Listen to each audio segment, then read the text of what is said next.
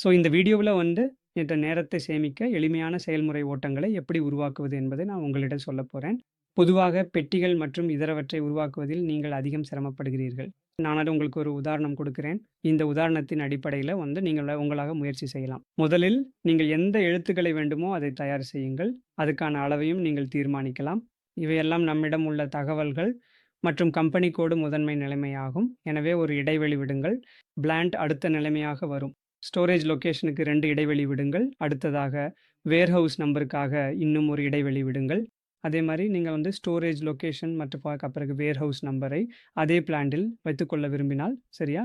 அப்படின்டா நான் ஒரு கம்பெனி கோடு, ஒரு பிளான்ட் மற்றும் 3 லொகேஷன்களுக்கு ஒரு ஒழுங்கமைக்கப்பட்ட அமைப்பை சில வினாடிகளில் உருவாக்கப் போகிறேன்.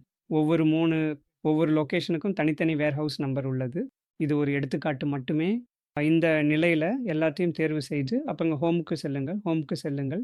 இங்கே கன்வெர்ட் டு ஸ்மார்ட் ஆர்ட் என்று ஒரு விருப்பம் உள்ளது. பொதுவாக நம்முடைய அமைப்புக்கு இந்த ஹைரார்கி 1ஐ பயன்படுத்துகிறோம். நீங்கள் அதை கிளிக் பண்ணால் அது தானாகவே இந்த அமைப்பா மாறிவிடும். இங்கே பாருங்கள், நமக்கு கூடுதல் இடம் தேவைப்படுகிறதே. அதனால இது இப்படித்தான் ஒரு கம்பெனி கோடு மற்றும் அது பிளாண்டாக மாற்றப்படுகிறது. அதாவது அதன் அளவை நீங்கள் தேவைப்பட்டால் எளிதாக குறைக்கலாம். இதில் 3 லொகேஷன்கள் உள்ளன.